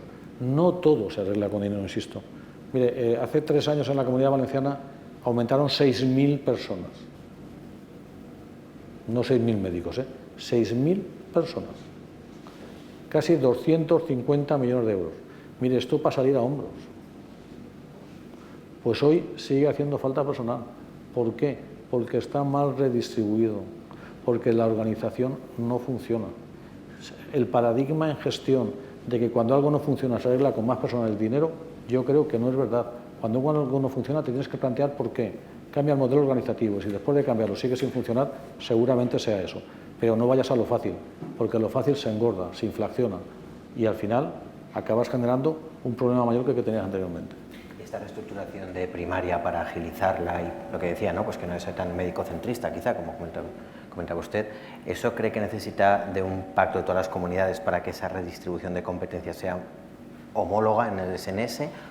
Lo digo porque no cree que si no podría haber una cierta disputa por las competencias entre unos y otros, ¿no? Por donde la enfermera o el médico tengan unas determinadas competencias o no. De hecho, han enviado una carta pidiendo recientemente a la ministra que se enfatice más la la enfermería y que se generen más plazas y se forme más gente en enfermería. Esto último no lo he entendido. Sí, que si no tengo entendido mal, han enviado una carta reciente a la ministra de Sanidad. Sí, antes de ayer. Correcto, pidiéndole que se formen más enfermeras, que el sistema se nutra más de enfermeras. Pero es que esto es otra de las cosas curiosas que estamos viendo en este momento. Y además lo digo aquí y a lo mejor lo puedo decir hasta mañana, luego si preguntan. Oiga, si tengo mañana un consejo interterritorial, ¿por qué me mandaste una carta 24 o 48 horas antes de tenerlo diciéndome que hace falta más enfermeras y que pongamos todos el dinero porque esto es una cosa más? Oiga, dígamelo allí. Y lo discutiremos y veremos cómo lo hacemos. Sí. Yo, por ejemplo, entiendo que lo que tiene que haber es una buena redistribución y una buena organización. Insisto en lo que le he dicho antes, es que nosotros en la Consellería lo llevamos muy a gala. El hecho de que cuando algo no funciona, pensamos por qué e intentamos lo primero cambiar el modelo organizativo. El paradigma de lo que le estoy diciendo, y con buenos resultados, porque de hecho Vinarós era un caos y hoy tenemos casi todas las especialidades. Huelda, no había psiquiatra y hoy hay 5. Y no es dinero, es cambiar, es escuchar a la gente, ¿no? Después al final se va el dinero, ¿no? Es normal, porque tú vas al Corte Inglés y compras algo y te hace falta dinero, ¿no? O vas a comprar comida. Pero el tema es pensar qué es lo que sucede, no todo se arregla con más. Hablando de cuestiones en las que ustedes han sido también pioneros, vamos a la figura del psicólogo general sanitario, que es una de las medidas que han puesto en marcha este año con el objetivo de una cuestión muy comentada, que es la escasez de asistencia de salud mental en el sistema público. ¿Cómo está funcionando este plan? ¿Qué se marcan a medio plazo y qué resultados esperan obtener con esta apuesta? Pues mira, esto es el paradigma evidente de lo que le decía anteriormente. No todo se arregla con dinero poniendo más, se arregla buscando un nuevo modelo organizativo. Entonces aquí estábamos encorsetados que pensábamos que solamente el psicólogo clínico podía atender pacientes en la sanidad pública española. Y nosotros, pues, y sobre todo el director general de salud mental, el doctor Pérez Gálvez, un gran experto, pues escuchando a colegios, escuchando a gente, nos dimos cuenta que no. Nos dimos cuenta que puede haber psicólogos clínicos para lo que podía ser psicología de alto nivel de complejidad, pero para la psicología de la salud, pues puede haber perfectamente psicólogos generales sanitarios. ¿Con qué? Con un máster. ¿Cómo lo haces? Creando una categoría sanitaria. ¿Pero por qué no? Si después resulta que nos hacen falta psicólogos porque somos conscientes del problema de salud mental que existe actualmente, por cierto, en mi comunidad con 724 millones de euros para un proyecto a 4 años. Cuando recibimos un plan de salud mental que encima no era ni de la Generalitat, que era de la universidad. Entonces, resulta que te hacen falta psicólogos y externalizas la psicología y al psicólogo que te lo está viendo no, es que esto no tiene ningún sentido. Sea valiente, toma la decisión y crea una categoría profesional e incorpóralo y pone las funciones y pacta las funciones con los colegios de psicólogos. Y nosotros hoy tenemos una categoría profesional que es psicólogo general sanitario y los psicólogos clínicos. Evidentemente, cuando tomas decisiones hay unos que les sienta bien y otros que les sienta mal, pero esto es obvio. Administrar es decidir y el que decide contenta a unos y a otros menos, ¿no? Es que esto es la definición de administración. Pero al final nuestro objetivo es contentar a la ciudadanía. ¿Y cómo está funcionando? Pues ahora creamos la categoría hace un mes o mes y medio, empezaremos a ponerla en nuestra RPT y empezaremos a contratar a la gente con su sueldo y integrado, pero perfectamente. Oiga, el otro día estuve en una reunión de consejeros y yo lo comenté. Oye, y he mandado ya algunas consejerías, las funciones que hacen, cómo lo hemos hecho, no sé si lo harán o no, pero de luego yo estoy encantado y jamás tuve la menor duda que había que hacerlo. Le voy a hacer una pregunta ahora planteada desde dos maneras de citarle, ¿no? Como conseller Marciano Gómez, pero también como doctor Marciano Gómez. Dos ópticas sanitarias, pero distintas, bastante distintas, para preguntarle sobre el enfado de la profesión médica con el texto de negociación, que es el Estatuto Marco. Comprende el enfado de cierto colectivo de los médicos respecto a lo que se plantea en ese texto, incluso con las modificaciones que ha podido tener posteriores, porque todavía es un texto abierto, y si es partidario como médico y también como conseller de que los médicos, como se está solicitando, tengan un estatuto propio. Mire, yo tengo una conducta en mi vida que cuando creo que algo no lo voy a arreglar, no arreglo ese melón. En otras palabras, si crees que algo funciona, no lo toques. Pero si crees que no lo vas a resolver, menos. Entonces, aquí se abre un melón por parte de la ministra, sin diálogo, ni con las fuerzas, el ámbito que llaman ellos, nosotros fuerza social, sin hablar con el ámbito y sin hablar con las comunidades autónomas.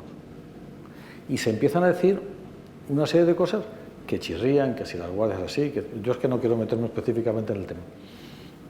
Yo te voy a decir aquí lo que he dicho allí, en el Consejo, no lo entiendo, honestamente no lo entiendo. Yo creo que no se puede abrir nada a nivel nacional que repercute en las 17 comunidades autónomas, que tenemos nuestras competencias, claro, sin hablar con los realmente interesados en esta materia. Y no puedes empezar a decir cosas si previamente no has pactado y si previamente, como mínimo, has lanzado bueno, pues un modelo mínimo básico donde a partir de ahí nos podamos poner de acuerdo. Yo lo hubiera hecho de otra manera, yo hubiera dialogado, yo lo hubiera hecho. Yo creo que hay que hacer un estatuto, por supuesto que sí, tenemos un estatuto antiguo. Yo creo que la forma que se ha hecho, yo no lo había hecho, por supuesto que también. Yo estoy de acuerdo en el fondo, en el cambio del estatuto, pero no estoy de acuerdo en la forma.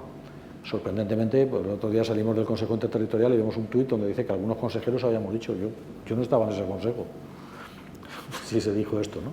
Pero es que lo que estoy diciendo lo he dicho 1000 veces.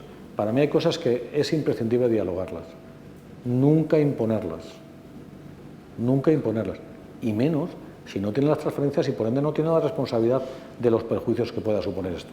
Mire, no sé, hará no sé cuánto tiempo, 2 o 3 semanas o 4, lícita y legítimamente hicieron una huelga de un día para protestar sobre esto, que yo estaba total y absolutamente de acuerdo.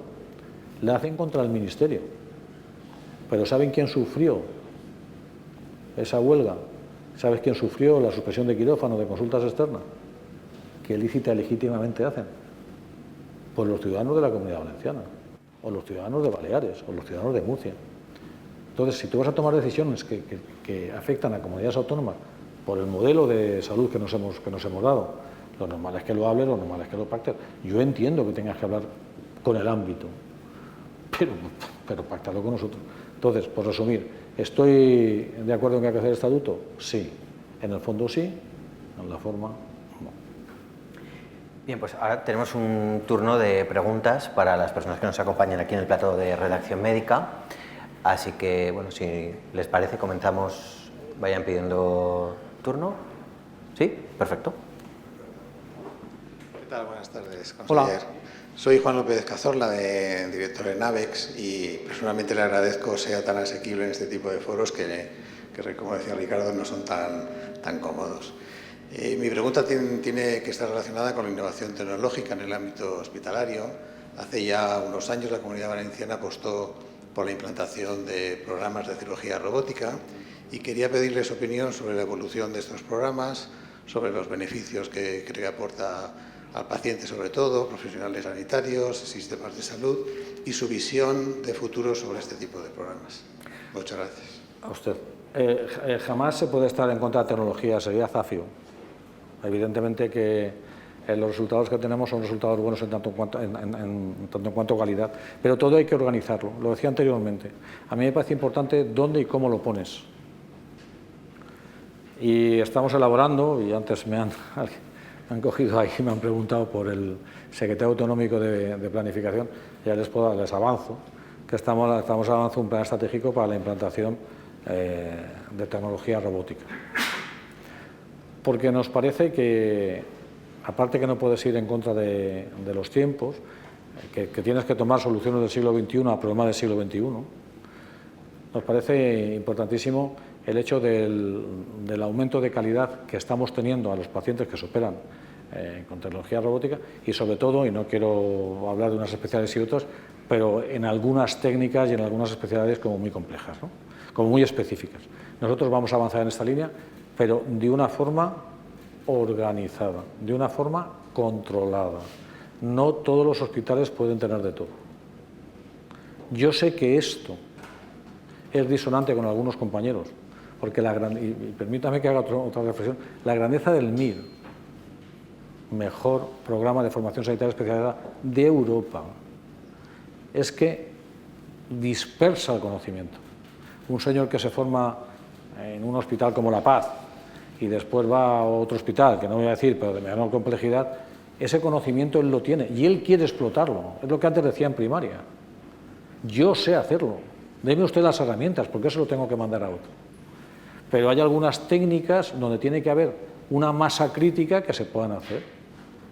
Oiga, es que yo sé hacer esto, sí, pero usted no tiene la masa crítica, con lo cual los indicadores de salud no van a ser lo mismo.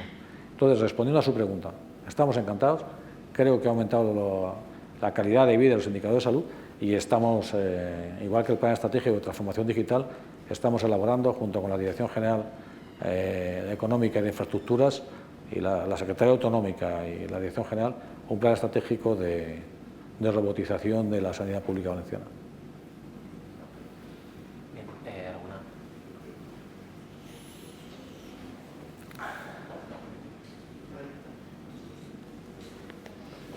Hola, conseller. Soy José Antonio Crespo, director general para Italia, España, Reino Unido e Irlanda de Beckman Coulter. Es una compañía centrada en el laboratorio de analítica clínica. Trabajamos en el ámbito público, en los hospitales públicos, y observamos a veces que cuesta todo el tema de la renovación tecnológica. Y somos conscientes de ello cuando además la innovación tecnológica mejora eficiencia, mejora costes en recursos en el medio y largo plazo. Me gustaría saber, conseller, qué prioridad le concede a la innovación tecnológica para el avance del sistema público sanitario en la Comunidad Valenciana, y me gustaría saber cómo concibe la relación con las empresas de tecnología sanitaria. Gracias. Bueno, usted. Mire, estamos ante un paradigma en el sistema sanitario público español que ante mayor nivel de calidad, mayor nivel de exigencia. Esto es bueno, buenísimo. Estamos ante un sistema sanitario público donde se avanza bien y mucho. Estamos ante un sistema sanitario donde todos los consejeros de comunidades autónomas estamos por la innovación tecnológica. Pero tenemos un problema. Tenemos que priorizar. Y cuando tú priorizas, hay algunas cosas que dejas detrás de otras. ¿Y por qué tienes que priorizar? Pues tienes que priorizar porque los fondos son finitos. Y cuando los fondos son finitos, lo que tienes que buscar, hablar es en términos de eficacia, eficiencia y efectividad. Tienes que buscar el coste-beneficio, tienes que buscar una serie de parámetros que dices, ¿a usted le gustaría poner esto? Pues por supuesto que sí. ¿Usted lo puede poner? Pues lo iré poniendo. Y vamos haciendo planes estratégicos. Cuando yo antes comentaba lo de la historia clínica única electrónica, yo puse en el año 2002 la historia clínica única electrónica en atención primaria. 2002. Yo en aquel momento tenía la intención de ponerla en hospitalaria, pero bueno, por circunstancias de la vida no la pude poner, simplemente porque me fui antes de que me echaran.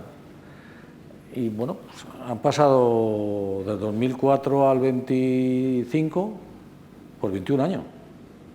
¿Usted cree que ninguno de los que ha estado después en el puesto que yo ocupo ahora lo ha pensado? Por supuesto que sí. Lo que pasa es que las prioridades son las que... O sea, la persona que ha estado ahí se ha ido marcando una serie de prioridades. Bueno, pues yo la prioridad principal que tengo, que para mí es indiscutible, para mí es el enfermo. O sea, el derecho inalienable a la salud, indiscutible, para mí es el enfermo. A partir de ahí, el intentar conjugar el derecho del enfermo con los derechos laborales de los trabajadores. Esa es la segunda.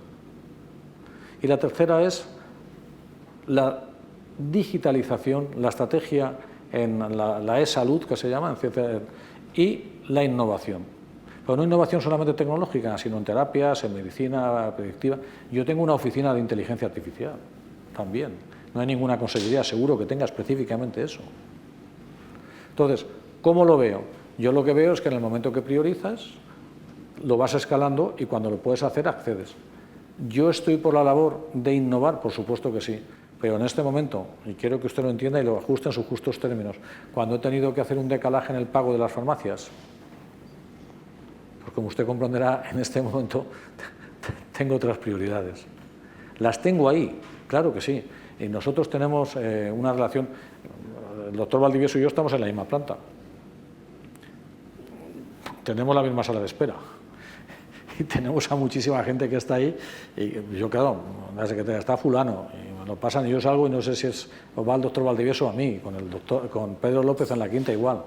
Nosotros queremos tener una gran relación con el sector de la tecnología, con el sector farmacéutico, porque son partners nuestros, somos socios necesarios, no se puede entender la una sin la otra.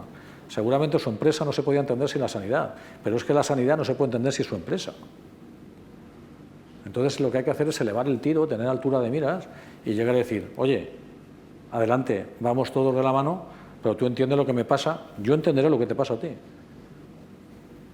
El tema que tengo ahora con los proveedores, pues ¿cómo quiere que tengo ahí un lío que... Entonces, las prioridades, claro, es que yo quiero que usted lo entienda, es decir, ¿usted piensa en esto? Sí, claro que sí. ¿Usted quiere que avancemos juntos? Claro que sí. Pero mi función es priorizar. Entonces, usted me dirá, no me ha respondido, yo le diré, sí que le estoy respondiendo. Y que todo llegará, porque quiero que se queden con lo que he dicho al principio.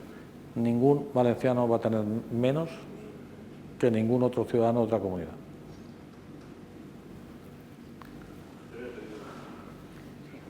O sea, que hace mucho calor, ¿no? Yo tengo muchísimo calor.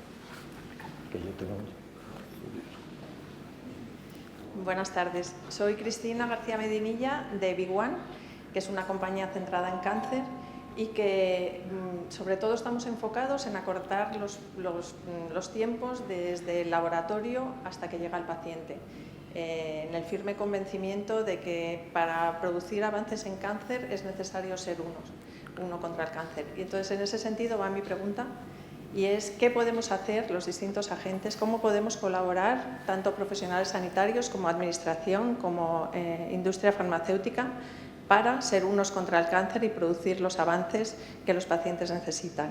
Muchas gracias. Mire, nosotros tenemos una lucha contra el cáncer en la Comunidad Valenciana. Es la prioridad del presidente de la Generalitat, nos lo dice siempre. Es algo que me inquieta. Yo, cuando llegamos a la responsabilidad de gobierno y empezaron a hablar de lista de espera, no. Los pacientes no son números. Los pacientes tienen patologías y a mí lo que me interesa es operar al que tiene en riesgo su pronóstico vital, que normalmente son los pacientes con cáncer o pacientes con cirugías de alto nivel de complejidad o cardíacas o torácicas. En eso estamos, pero estamos no solamente en el estadio final, sino en el estadio inicial. Estamos hablando de una ventanilla única de ensayos clínicos. Estamos hablando de oficinas de terapias avanzadas. Estamos hablando de tener un decreto ley de investigación donde por fin se ha estabilizado la investigación en la Comunidad Valenciana y lo que está permitiendo es retener el talento.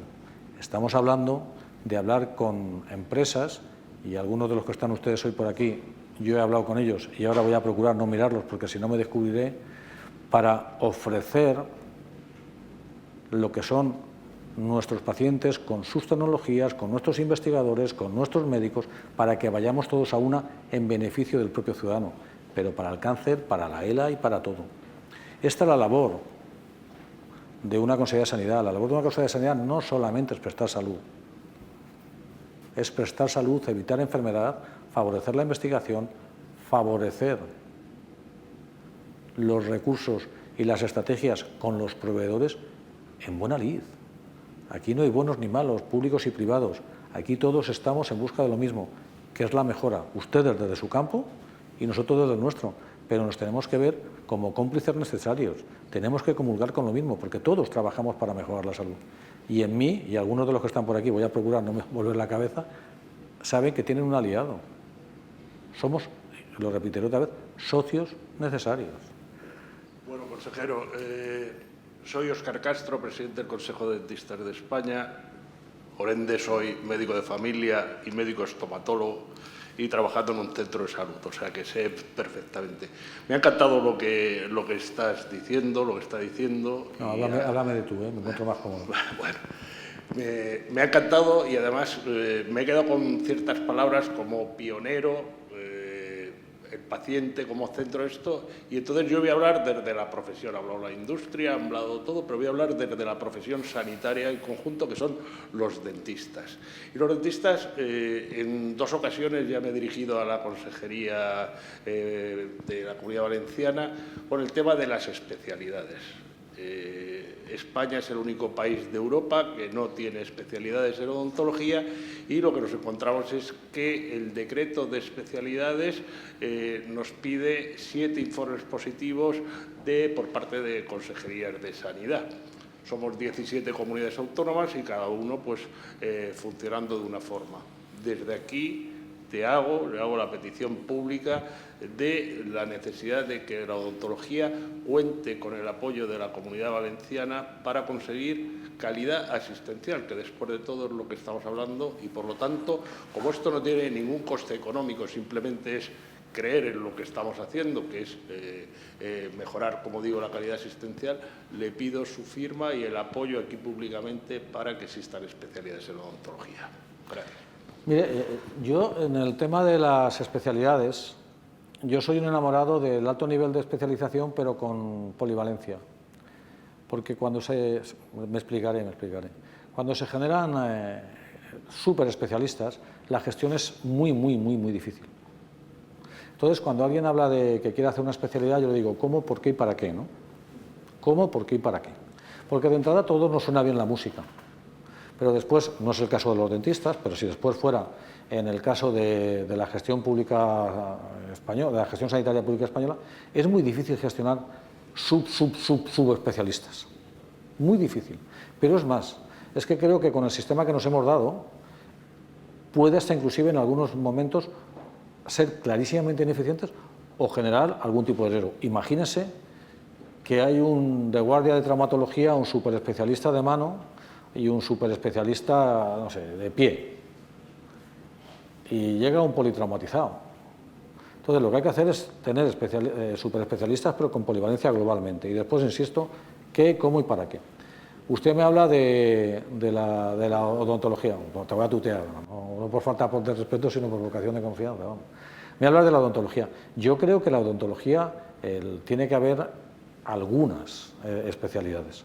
Pero por eso hay que ver qué, cómo y para qué. No pueden ser todas especialidades, porque entonces correríamos el riesgo de algo tan importante como la odontología general podernosla cargar, ¿no? Entonces, yo creo que el Ministerio tiene que abordar esto con estas condiciones. Nosotros ahora lo que estamos haciendo es hacer itinerarios formativos para que algunas subespecialidades, sin que altere la gestión, poderlos formar. Me viene a la cabeza en este momento, no es lo mismo un cardiólogo que un hemodinamista. Y son cardiólogos los dos, pero el que hace hemodinámica tiene que tener esa superespecialización, ese itinerario formativo, pero no debe de dejar de saber hacer cardiología. No sé si me estoy explicando. Pues en la odontología mi comunidad va a estar por la labor de que se creen algunas especialidades en tanto en cuanto sepamos cómo, cuándo y para qué, aunque es una competencia del Ministerio. No, pero hace falta ya lo sé que hace falta, pero la competencia final es de ello.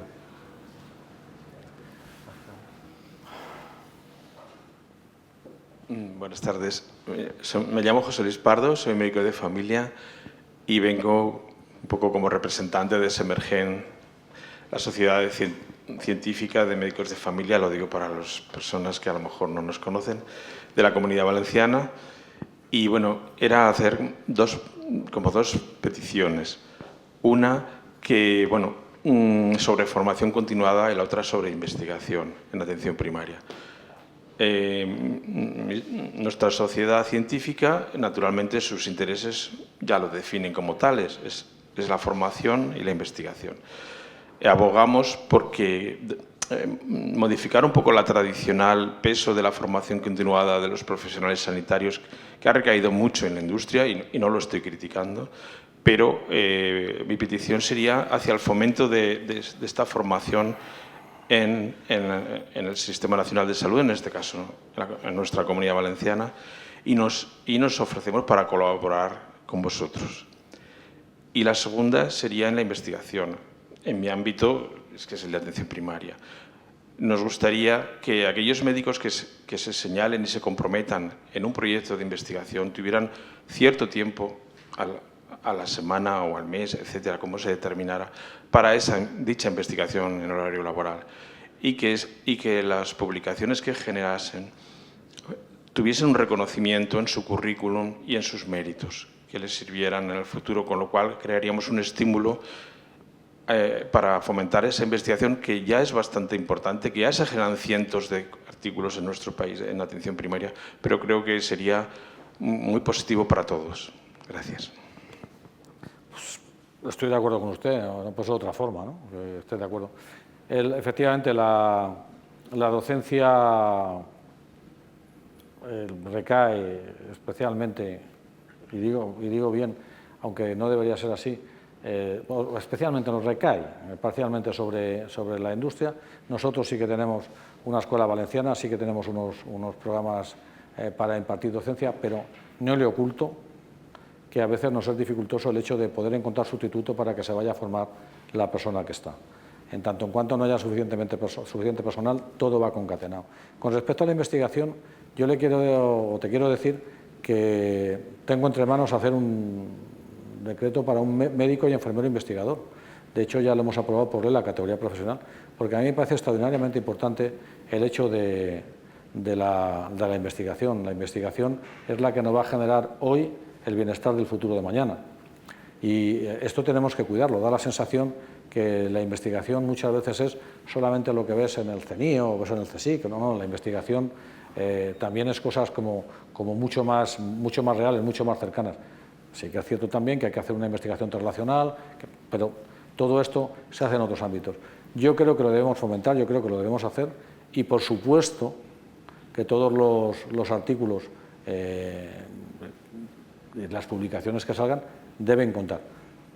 Lo que sucede es que deben contar en el currículum, deben contar para oposiciones, deben contar para traslados, etcétera, etcétera.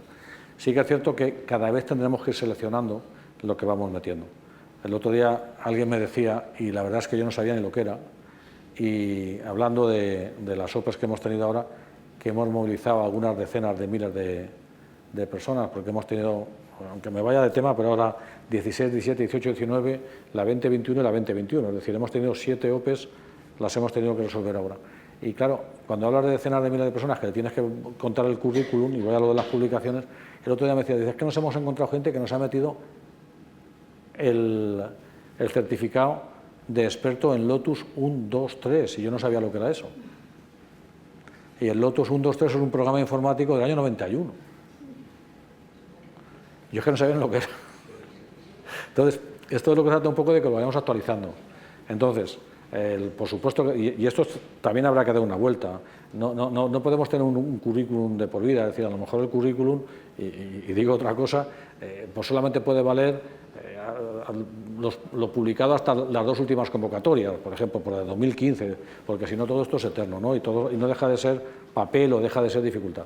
Pero en cualquier caso, por ir al grano, y estoy totalmente de acuerdo con usted, o contigo, que esto se tiene que contabilizar, porque aunque todos seamos lo mismo, no somos iguales.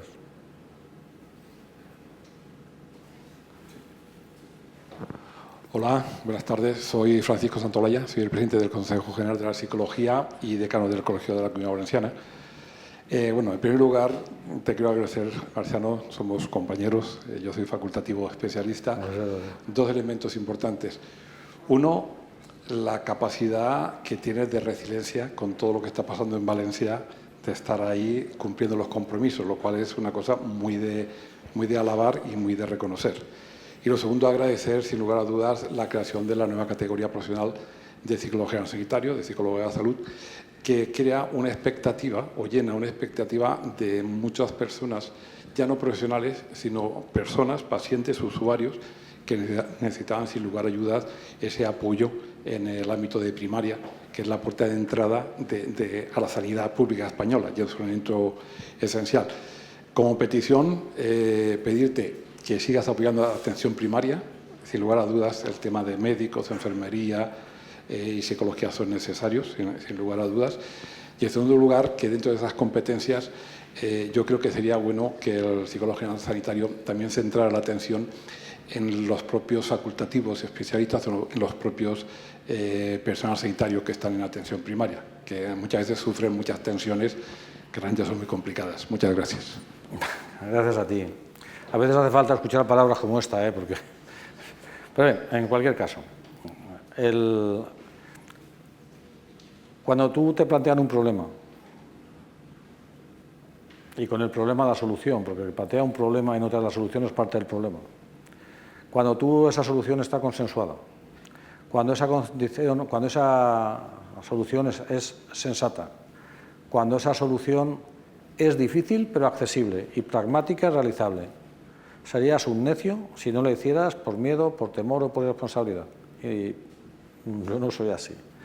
Entonces, cuando el director general de Salud Mental, que creo que es de los pocos que hay en España, y con una experiencia absolutamente dilatada y con un proyecto, desde mi punto de vista, muy, muy bueno, me propuso esto, me dijo que había hablado me propuso el problema y después la solución, que había hablado con vosotros, a mí no me quedó otra que aprobarlo.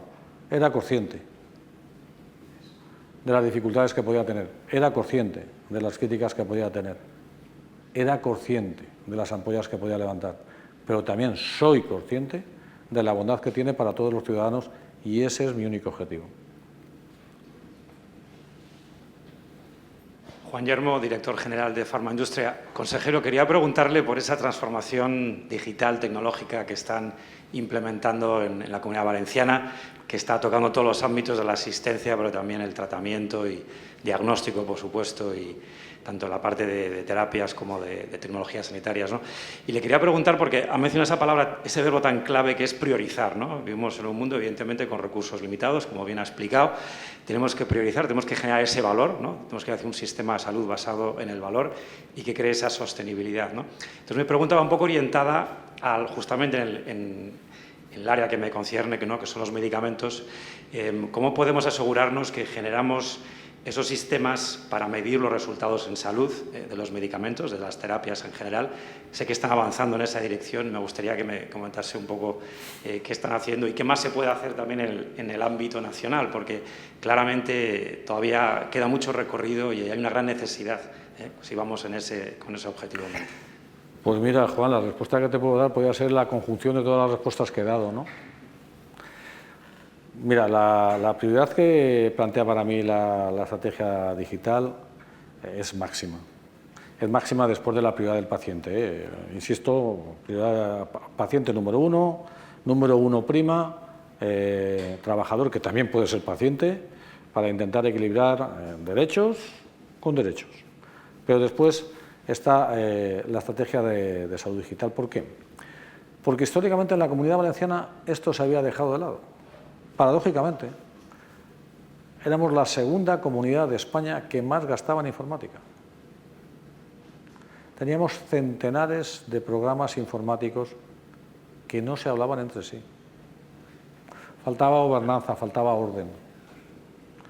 Y esto, cuando estás haciendo práctica clínica, te das cuenta de lo lamentable que es y hasta inclusive los trastornos que producen. Por ejemplo, un paciente de un hospital que va a otro que está a 3 kilómetros y tienes que repetir la analítica, de entrada, lo que le genera es una incomodidad porque tiene que haber 2 pinchazos. En segundo lugar, coste. Y en tercer lugar, retraso. Porque hasta que te llega la OTA tienes que retrasar. Yo esto no lo entendía. Y si esto, pues he dicho que era un compendio de todas las respuestas que he dado antes. Y no lo entendía porque en el año 2002 ya se puso la de primaria. Entonces yo no entendía las dificultades. Y para mí es estratégico, es prioritario el hecho de la salud digital. Pero no es hacerlo nosotros solos. Lo tenemos que hacer con vosotros. Lo tenemos que hacer con vosotros porque vosotros podéis tener talento en investigación, en formación, en producción, en estudios previos. Y nosotros tenemos que unificarlo con vosotros para tener los suficientes prueba-error, por decirlo de alguna forma rápida, para ver cómo lo encajamos. Porque lo que nosotros encajemos a vosotros os beneficia. Cuando digo a vosotros, digo a todos. porque tendremos más información, y al tener más información tendremos más rigor, y al tener más rigor tendremos más efectividad, y al tener más efectividad tendremos más calidad. Y yo no conozco a ninguna empresa, a ningún sector que no quiera tener el producto de mejor calidad, porque el producto de mejor calidad es el que mejor le va al ciudadano y, por ende, y permitirme en esto que sea un poquito mercantilista, es el que mejor después podrá vender. Entonces, yo no entiendo esto como una carrera a nosotros solos, yo lo entiendo como socios necesarios con todos y cada uno de los actores que participamos en la sanidad. Nadie podría curar sin la industria, nadie podría curar sin los colegios, nadie podría curar sin las Emergen, sin la CEMS, sin la robótica. Nadie podría hacerlo, nadie. Pero nadie podría ejecutar sus acciones en las empresas que están, en las sociedades que están, en los sectores que están, si no hubiera enfermos. Y todo eso se concatena y se une con la gestión sanitaria y con la organización sanitaria. Si la organización sanitaria, en vez de unir, desune, se produce un gap que no mejora. No sé si me conté. Es que a mí me parece esencial. Buenas tardes. Hombre, buenas tardes. En primer lugar, soy Miguel Lázaro, presidente de la Confederación Española de Sindicatos Médicos, del Sindicato Médico de Baleares y además psiquiatra. Una pregunta que te voy a hacer es sobre los psicólogos generales sanitarios, a ver cómo lo has hecho. Felicitarte por el alto nivel de la entrevista. Y yo voy a hacer una reflexión y voy a hacer dos preguntas, ¿no? La primera reflexión es que yo creo que la DAN ha sido una tragedia. No voy a hablar de los muertos, de todo lo que ha supuesto. También ha sido una tragedia cuando uno ve la demoledora respuesta que da el presidente del Gobierno, que desde luego con una carencia de empatía que asusta, ¿no?, en cuanto a la tragedia y las necesidades que teníais, ¿vale? Pero quiero felicitarte porque si alguien ha demostrado una gran fortaleza y una gran solidez y un gran compromiso ha sido la sanidad pública valenciana. Espero que esto, ya sé que eres conseller de todos los profesionales sanitarios, pero espero que esto también se lo agradezcas y valores, sobre todo al colectivo médico, ¿vale? Pero vuelvo a decirlo, ¿no?, que enhorabuena por el gran compromiso y la gran respuesta que ha dado la sanidad pública, ¿vale? Esta es una reflexión. Dos, es verdad, como psiquiatra, que la prevalencia de trastornos mentales ha aumentado. ¿Sigo? Sí, por favor. La prevalencia ha aumentado, todo el mundo lo sabemos, infanto-juvenil, en adultos, todo el mundo lo sabemos. Y todo el mundo sabemos que la salud mental es la cenicienta de las políticas sanitarias, nunca ha sido prioritarias. Todo el mundo habla de salud mental, es retórica, y cuando ves los presupuestos, ¿qué es lo que realmente uno valora, en qué medida es importante para la sanidad pública? Te das que los presupuestos son misérrimos. La salud mental no gasta por ahora en aparatos ni en tecnología, gasta en tecnología humana, o sea, necesita recursos, ¿no? La primera pregunta que te hago es ¿cómo has conseguido, no has tenido conflicto con los psicólogos clínicos, puesto que la Ley General de Sanidad dice que todos los psicólogos que trabajan en sanidad pública tienen que tener el PIR para crear esa, que yo te felicito, yo creo que yo haría lo mismo que tú, pero bueno, ahí hay un conflicto que no sé cómo lo has podido soslayar, cómo has podido contratar estos psicólogos generales sanitarios, que yo creo que es un tema muy importante, porque además ahí puedes elegir a los más capacitados, porque eso te da una opción.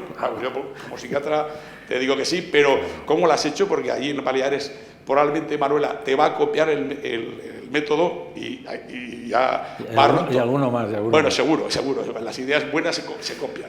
Bien, y luego otro tema que es fundamental, que es el Estatuto Marco, que muy bien ha sido objeto de pregunta y de contestación. A ver, el Estatuto Marco no estaba en el programa electoral de este Gobierno. Es que no es cierto. Es una exigencia de Europa. Y va unido a los fondos Next Generation. Y tiene 6 objetivos. Este Estatuto Marco no cumple los 6 objetivos. Luego ya, esto hay que decirlo, porque si no los cumple. Luego esto de entrada. 2, la CEMS, que son 15 sindicatos, más el SMA, que son 8, es decir, somos 22 sindicatos. la OMC, el Foro de la Profesión Médica, nunca un estatuto ha suscitado el rechazo absoluto de las organizaciones que representan a los médicos. 177.000 más 35.000 miles. La huelga la promulga la CEMS, no quiero hacer ahora proselitismo de lo que hicimos, pero la CEMS, no otros sindicatos que están en desacuerdo, pero que no estaban a favor de la huelga. La huelga fue masiva. Y lo que hizo la CEMS es, como en el ámbito de negociación estamos infrarrepresentados porque están todos son sindicatos generales y enfermeros, ahí lo que hicimos fue convocatoria de huelga para poder negociar una organización paralela con el Ministerio. De hecho, hemos tenido varias. Acabo. El Estatuto Marco es clave, es crucial para la sanidad pública española, es vertebrador si se hace como toca, Y en segundo lugar, es el instrumento más importante si reconoce la singularidad del colectivo médico para que los médicos no se vayan, para que los médicos vuelvan y para además que los médicos de la pública no se vayan a la privada. Las condiciones laborales de los médicos, tú eres médico y lo sabes perfectamente de qué vamos, cómo estábamos, las guardias, en fin, no voy a entrar en el tema del debate. Pero hay una pregunta que te hago. Tú como médico, ahora eres conseller, no sé si te compromete la pregunta o no, ¿tú estás de acuerdo en que haya un estatuto propio que reconozca la singularidad del colectivo médico? Te he hecho dos preguntas. Una, la de salud mental, y esta la segunda pregunta. Me has hecho dos preguntas y una reflexión. Voy a empezar por la reflexión. Mira, jamás me hubiera gustado vivir la Dana. Jamás. Jamás me hubiera gustado. Pero me tocó vivirlo, y cuando te toca vivirlo tienes que esforzarte todo lo que puedas y más. Si te dijera que no me encuentro parcialmente satisfecho por cómo se hizo en la Dana, quizás te mentiría. Pero jamás quise beber esa historia y jamás me encontré totalmente satisfecho, porque siempre me quedaba una cosa por hacer. Y cuando por mi forma de ser estoy descontento conmigo mismo, porque siempre huyo del espacio de confort de la autocomplacencia, me niego a eso, siempre hacia adelante, en esa situación crítica, en esa situación de tragedia, en esa situación de soledad, en esa situación donde no la has vivido nunca y sabes lo que está esperando la gente de ti, en esa situación donde no tienes que contabilizar a los pacientes que están en sus casas, que no pueden salir, pero no solamente por su propia incapacidad, sino por las barreras físicas que suponían los coches, etcétera, etcétera. Fue una situación de estrés que, aún después de habiendo pasado el tiempo, satisfecho del todo, pero no por los resultados, sino por mi forma de ser, no me hubiera encontrado. Pero el éxito no es nuestro, el éxito de todos y cada uno de los trabajadores que estaban allí, el éxito de los profesionales, el éxito es de todos aquellos que de Barro hasta aquí estaban allí, el éxito es de todos aquellos voluntarios que tuvimos que organizarlos en una página web criticado por algunos sindicatos, porque lo que teníamos que evitar en primer lugar era el intrusismo profesional, porque había gente que con ese derroche de voluntarismo querían ayudar y no eran médicos, y nos encontramos algunos. O buscar la trazabilidad de los fármacos que se daban, porque con la voluntad de ayudar, fármacos que se tenían en casa se querían dar. Y si tú los tienes, estaban en el centro de salud, y como vosotros sabéis, toda aquella caja que está abierta es residuo. Aquello fue algo que lo llevaré siempre ahí, pero el éxito fue vuestro, el éxito fue de todos los compañeros. Yo me tuve que encontrar, y lo cuento como anécdota, a los 20 o 25 días, un artículo en el periódico donde decían que yo tenía alergia al barro. Yo es que iba como médico, sin llevar detrás todo el oropel. Íbamos, esas dos señoras y yo, de Barro hasta aquí, viendo a nuestros compañeros, a ver qué les hacía falta. No hacerse una foto. Es una labor de todos. Por eso, frases tales como aquella que tú acabas de nombrar sin nombrarla y que yo no la voy a nombrar, hacían mucho más daño. Porque cuando todo el mundo estaba dando lo que tenía y más, te encontrabas en la más absoluta soledad y con frases no sin empatía, sino lesivas.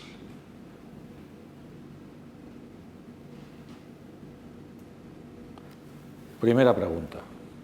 el tema de los psicólogos generales sanitarios.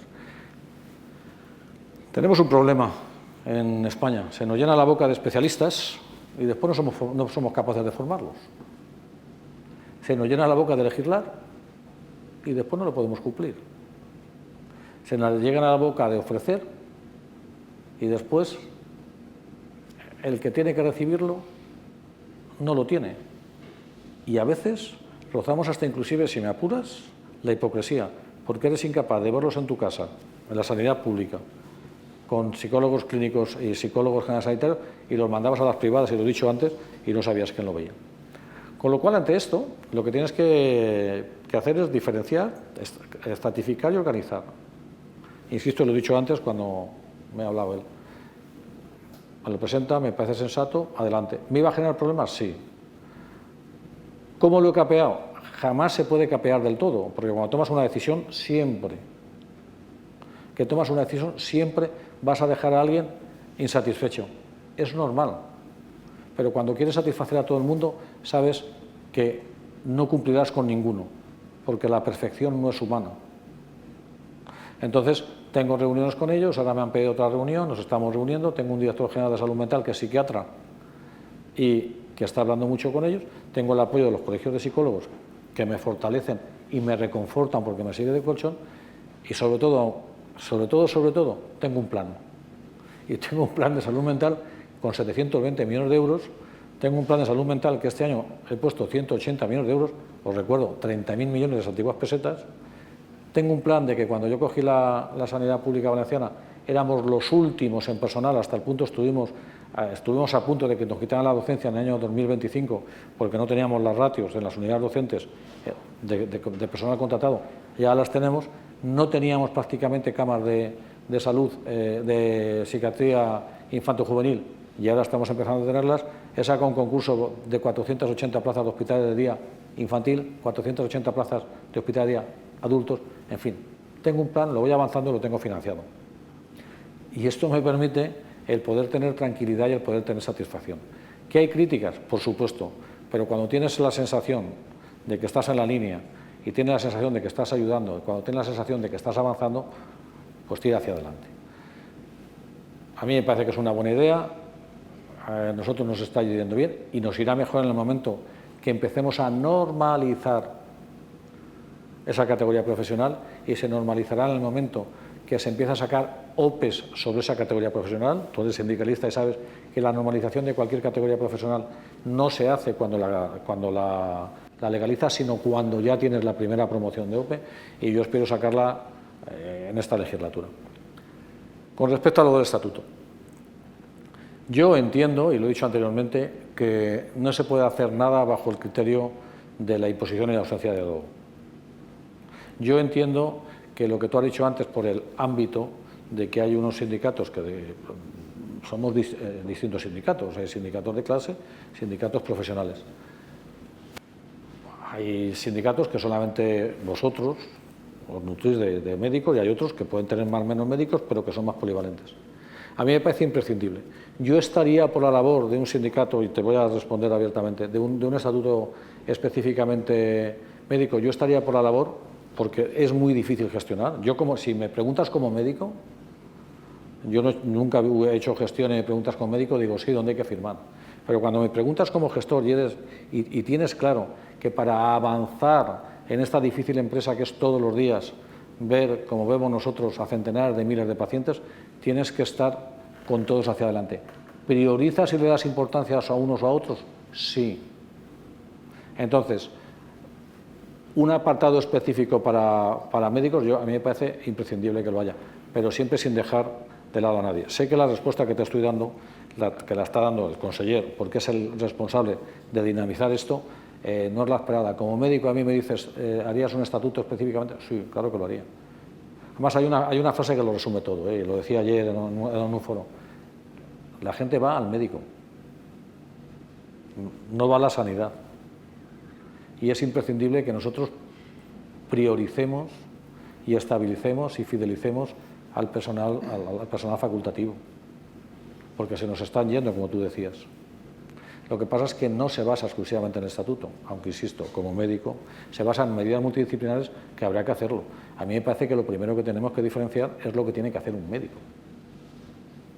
Esto es lo primero que tenemos que diferenciar. No sé si me estoy explicando, porque cuando da la sensación que tú puedes ser el último en la pirámide de jerarquía científica, vamos a dejarlo bien, de jerarquía científica, eres el que tienes que resolver todo, es un error, que es lo que pasa en primaria.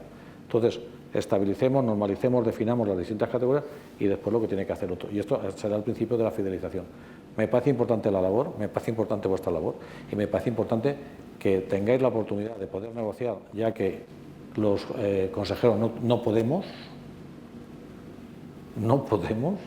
Entonces, ya que estéis vosotros ahí en el ámbito de negociación, pues que podáis sacar el mejor estatuto para los médicos, el mejor estatuto, porque esto repercutirá claramente en la mejora de la salud de la ciudadanía, que es en el cargo que yo ocupo ahora lo que más me inquieta. Conseller, si no hay más preguntas, sí que me gustaría... Una.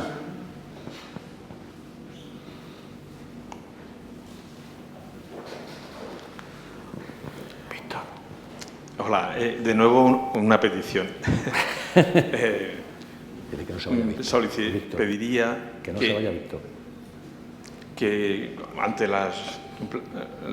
creo que estamos todos de acuerdo en que es muy positivo las nuevas tecnologías que estáis implantando, la inteligencia artificial, etcétera, nuevas técnicas a aplicar en la atención primaria. Yo lo que os pediría es un feedback con el tiempo, una vez implantadas con los profesionales de atención primaria. Porque, pongo de ejemplo, la interconsulta online.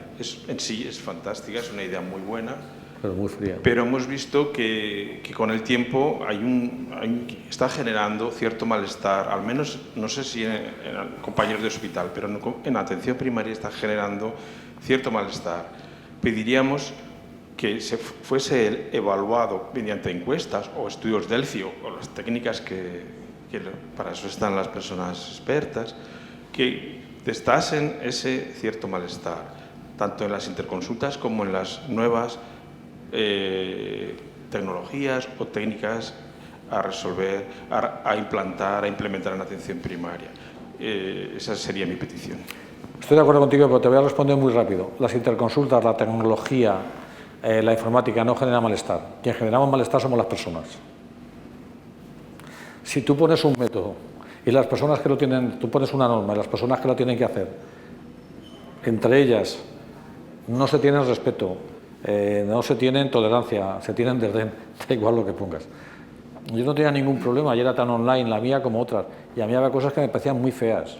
No se puede responder a un compañero con una macro, no se puede simplemente dejar a un compañero sin atender porque tú eres más especialista. Todas estas cosas no se pueden hacer. Entonces, no es tanto el tema del método o el fondo, sino de la forma. Porque, insisto otra vez, quien genera malestar siempre somos nosotros.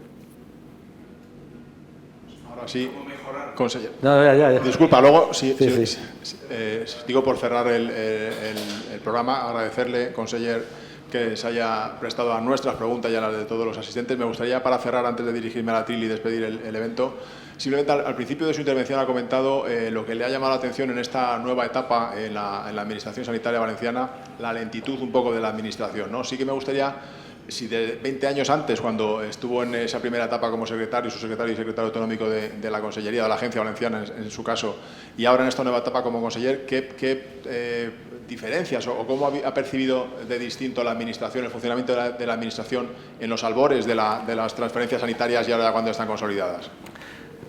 Pues mire, yo creo que al final nos ponemos tantas normas, nos autoimponemos tanto control, que es bueno, pero que al final lo lentecemos. Y yo creo que perdemos oportunidades históricas de mejorar. Y mire, me viene a la cabeza una cosa que no tiene nada que ver con la Administración, pero que me veo en la necesidad de decir, es que me viene a la cabeza. La ley de medicamento. La ley de medicamento puede ser una oportunidad histórica para poder mejorar las relaciones con las comunidades autónomas, para poder mejorar el tema de los precios de referencia junto con la industria, ya que tienen la oficina estratégica, la industria farmacéutica, que algunos ministerios habían probado. Me parece una oportunidad histórica para poder mejorar la evaluación de tecnologías junto con todas las comunidades. Ahora resulta que las comunidades no podemos y ponen a personas que son de nuestras propias comunidades. Me parece una oportunidad importantísima para poder acoplar en medicamentos exclusivos el tema de la nueva ley de contratos. Y no se hace. Y entonces todo esto lo que genera es un poco de decepción, ¿no? Y entonces, claro, cuando tú te das cuenta que esto ya lo has vivido antes, lo que comentaba antes de la historia clínica de primaria, y que pasan 20 y tantos años después, y dices, joder, es una opinión personal y es una forma de ser muy personal mía, ¿no? Pero yo creo que hay algunos sectores, y la sanidad es uno de ellos, donde tiene que imperar la agilidad. Cuando yo quiero a un señor que le tengo que poner un fármaco que va su vida en ello, yo no puedo estar firmando papeles, esperando si me hacen esto, me hacen lo otro, me hacen lo de más allá. Cuando yo tengo que hacer un centro de salud rápido porque resulta que el que está no cumple las condiciones, yo no puedo tener los mismos trámites que tiene el otro, que son excesivamente lentos. Yo creo que es imperativo que la sociedad, que la administración se agilice. Yo creo que es imperativo que pongan normas controladas, rigurosas, transparentes, pero ágiles. Y la mayor diferencia que yo he notado es esto, ¿no? Es decir, que estamos en la época de la rapidez, de la digitalización. De las noticias tardan un minuto en ser ya antiguas y la administración globalmente es muy, muy lenta. Y después, cuando tenemos oportunidades históricas de legislar y tener a casi todo el mundo de cara, pues resulta que las desperdiciamos.